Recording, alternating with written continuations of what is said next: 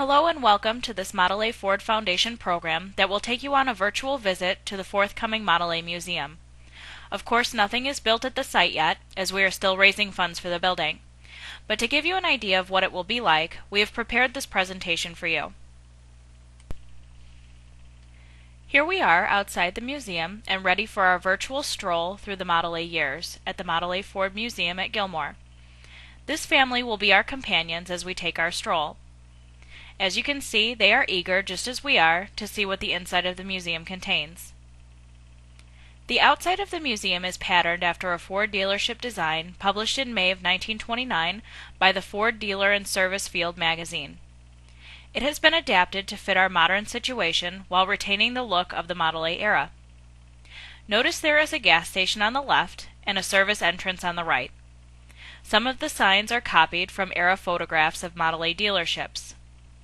Up high is the Ford logo, and over it all proudly waves the American flag. So let's follow our companions through the front door. Notice the walkway is made up of engraved bricks with inscriptions by loyal Model A'ers from all over the world. Can you find yours? Just as we walk through the door, we get a personal greeting from Henry Ford, saying he's proud to have us visit the museum. He wants us to learn about the events during the development of the Model A and the other historical happenings which occurred during that time. Of course, we will also get to see some great displays of Model A body styles and Model A tools, parts, and accessories. Now we have a choice to make. Do we walk into the small entrance theater and listen to a short background film about Ford, the Model A, and the world events? Or do we take a quick look at the museum map to get an idea of what we are about to see? Or do we just turn the corner and begin? Let's take a quick look at the museum map, which shows the arrangement of the museum displays. It shows we will take a big counterclockwise tour inside the building. The displays are in chronological order for the most part, and begin with the demise of the Model T and follow through the events of the next 4 or 5 years. At the end is a Model A dealership with new car showroom, parts, and service displays. Let's get started. Are you ready to go back in time to 1927? What's this? An old Model T Ford, not a new Model A? Oh, now we get it. It's 1927 and we're looking at what Henry and Edsel are facing. An old car style, perfect for getting America on the road in the first place, but not so desirable in the middle of the roaring 20s when everyone feels like they want to move up a notch. And look at those sales figures. Chevrolet sales are booming and Ford is slipping badly. There's pressure at Ford to begin work on designing a new car. Henry had been working on a secret project at his home workshop. He had been working on a revolutionary new engine that would startle the world just like the introduction of the Model T startled the world.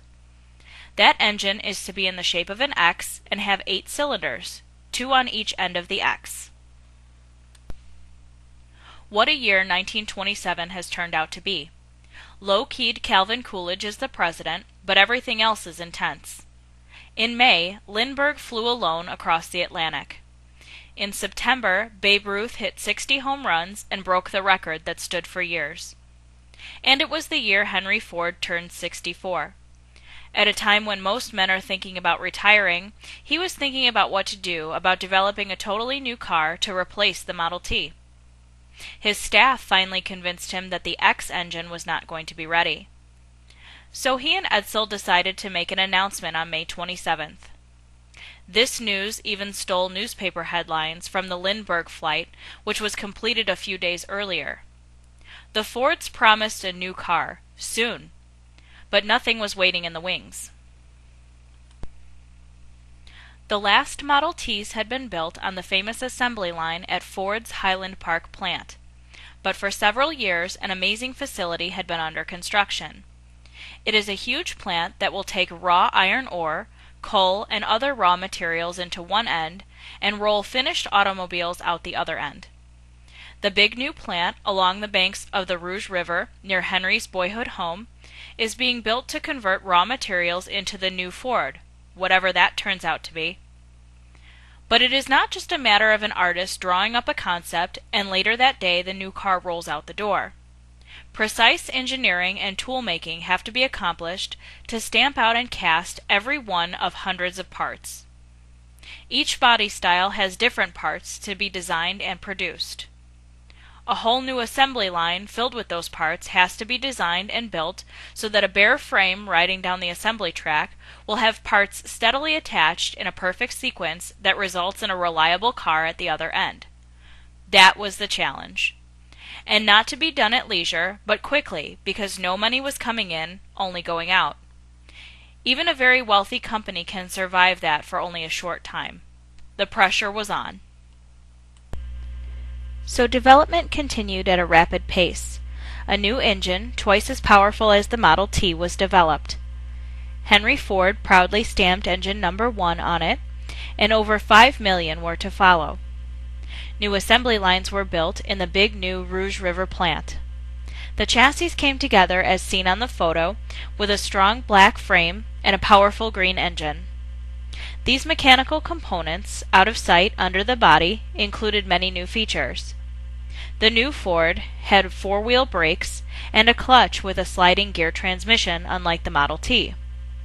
The car rode comfortably on welded steel spoke wheels and expensive new Hudali hydraulic shock absorbers. And all cars were equipped as standard with an electric starting system. But that chassis on the assembly line is only the start of things. Many other things needed to be added. The first Model A came off the assembly line in October, but much testing and fine-tuning had to be done before it was ready for the public.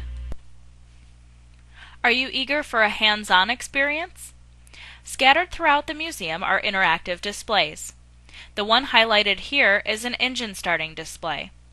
It allows you to sit in the driver's seat and be coached through the many steps needed to get a Model A engine running. If you are successful, you will be rewarded with the recorded sound of a running Model A engine. Other interactive displays, like hand cranking, auga horn, mechanical brakes, jack and tire changing, can be found during this stroll through the museum. Finally, after much anticipation, the new Ford, the Model A, was unveiled in New York City and at other locations around the country. The pent-up desire to see the car after hearing a lot of promises was huge. Over 10 million people saw the car that first weekend in early December 1927. It had been quite a year. Henry and Edsel posed proudly in front of the new car. As it turned out, the body of the car they posed in front of was built by the Briggs Corporation under contract to Ford. It is a 60B four-door sedan. It was very elegant for its day, painted in attractive colors. As for the two New York City icons on either side, the Statue of Liberty was completed in 1886. The Empire State Building is clearly a Model A era building. Construction on the Empire State Building began on March 17, 1930, and it opened just 410 days later in May 1931. Listen for its completion date later in this talk. An extensive marketing campaign was underway.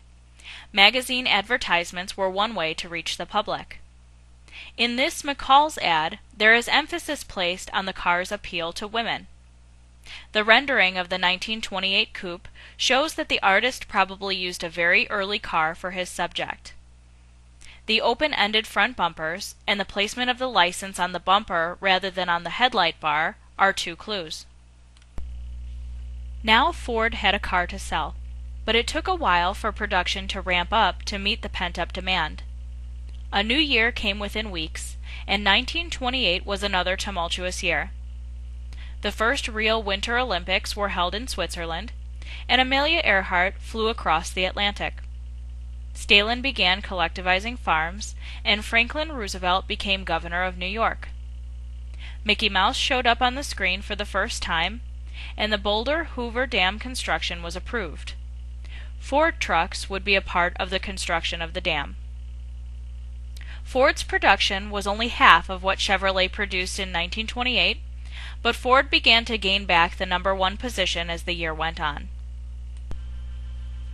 The Model Ts had come in many different body styles, and even from the beginning it was the same for the Model A. Ford built a number of body styles in-house and contracted out with Coachbuilders to build others. Ford-built bodies tended to be all steel construction, while the Coachbuilders used quite a bit of wood in the body's framework. The Roadster body was built on a platform made of steel channels.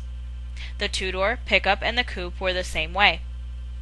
While these weren't the first all-steel bodies in the industry, Ford was among the early adopters. Hupmobile and Dodge were earlier. The passenger compartment of the coupe and sedan were very nicely upholstered. The pickup was more austere, and the Roadster was upholstered in a material more weather-resistant. Maffi's upholstery display will be included in this section. 1929 started off as a great year. The Model A sales boom, and Ford regains the lead from Chevrolet. Herbert Hoover becomes the new president. During the year, the first Academy Awards are held. But in October, the stock market crashed, and that led to the Great Depression. The fashions of the era were remarkable. Low waistlines and flowing lines were in style. Some Model A bodies were built by the two coachwork companies called Briggs and Murray. Each company is a story in and of itself. Walter O. Briggs began early in the century as a poor boy, and through hard work and willingness to take a risk, developed his company into a large operation. He became very wealthy and owner of the Detroit Tigers baseball team.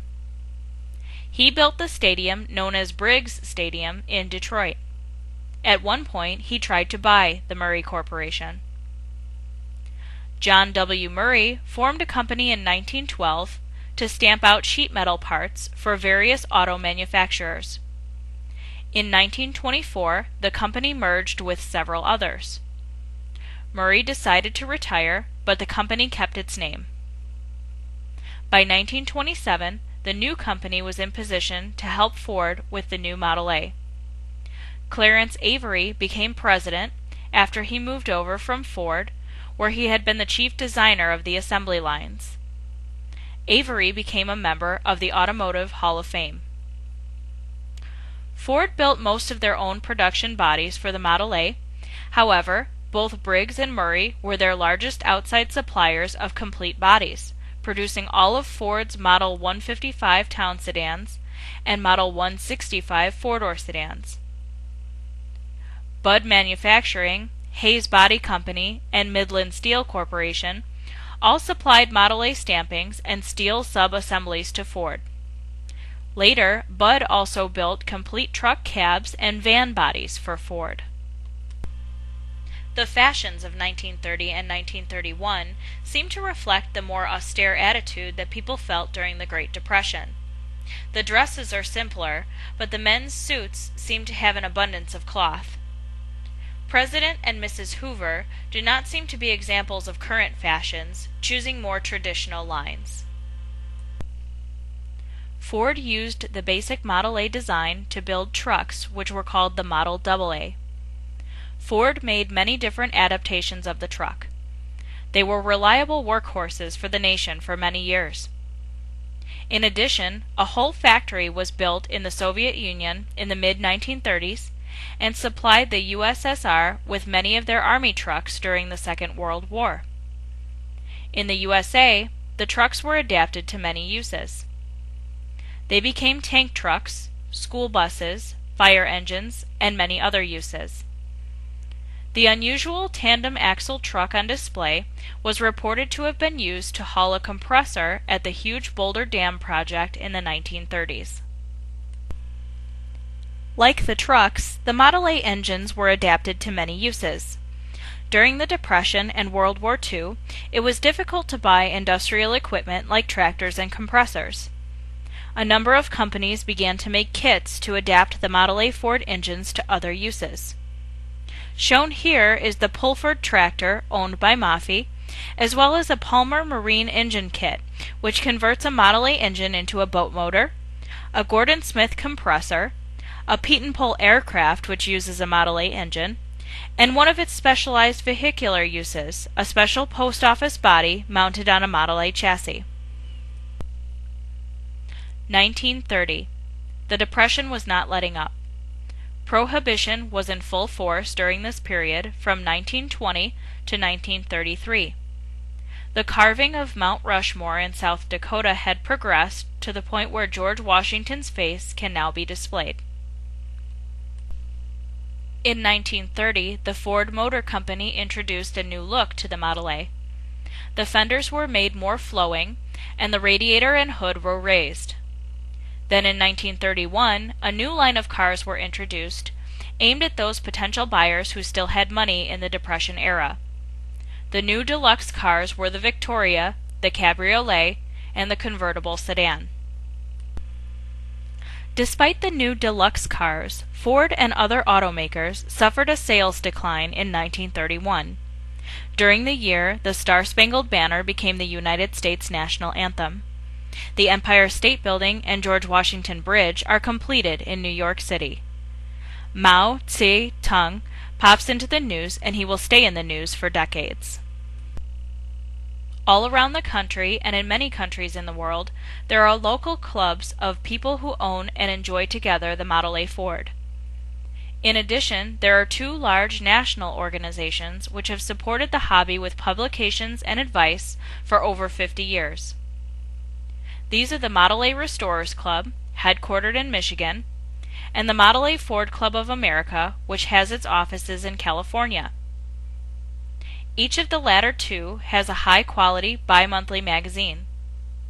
When you visit the museum, you may use a computer database available to look up local clubs, national clubs, and a historical record of those who have served in various elective and volunteer offices throughout the years. The transportation revolution that began in the Model T years continued in the Model A years, perhaps accelerating because of the increased speed of the Model A. One large impact area was the schools. A school bus could carry students 10 or 20 miles in less than an hour to a centralized school with a wider array of options for the students. On display is the famous school bus, which originally served in Southern California. Go ahead, get in it and see what it was like to ride to school in the old days. Continuing the theme of riding to school in a Ford Model A, this Ford advertisement in the April 1931 issue of The Country Gentleman shows a mother driving her children home from school. Again, there is emphasis on women driving and on the reliability of the Model A Ford. In this case, the quality of the bearings used in the car is stressed.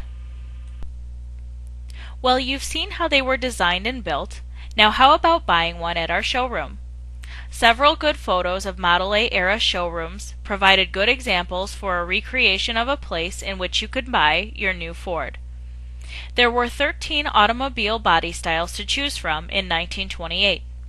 They were the Phaeton, two-door sedan, roadster, four-door sedan, coupe, open pickup, special coupe, closed pickup, sport coupe, panel delivery, business coupe, and deluxe delivery. The cabriolet, station wagon, town car, and town sedan were added in 1929. What color did you want? How about Bedford cord upholstery? Do you want a spare tire? These are the kind of questions you might be asked. We have the finest facilities to maintain your new Ford. Take time to view our selection of K.R. Wilson tools. The tools were made by a company in New York, especially for various tasks on the Model A Ford, and sold to dealers and private mechanics across the country. The tools on display were donated by many tools collectors. Note the Model A service car or tow truck at the outdoor facility. Our factory-trained expert mechanics will keep your Model A in good working order. An important part of any Ford dealership is the parts department. Having a part in stock can make the difference between repairing a car in one day versus waiting several days for a part to be shipped in from a central warehouse.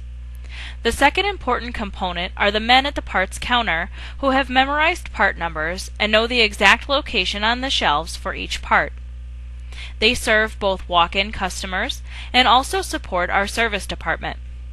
You will see displayed here examples of the many carburetors used on Model A Fords, accessories, Various versions of the generators, starters, distributors, water pumps, wheels, and brake parts used on the Model A from 1928 to 1931. Finally, you can't go anywhere without gasoline and lubricants. At the station, that is integral to our operation, we have a full array of gas pumps, oil dispensers, replacement blades, and bulbs for wipers and lights. We fill her up, top off the oil and other lubricants as needed, and wash your windshield, and you never even have to get out of your car. And now you have completed your stroll through the Model A years. We hope you have learned a lot about that critical time and the wonderful car that helped to make it so memorable. We hope that you have seen enough to reach a decision about making a donation so that the museum can become a reality, and you can do an actual stroll through the Model A Museum in the near future. Henry Ford and the Model A deserve to have a museum dedicated to this fine lady.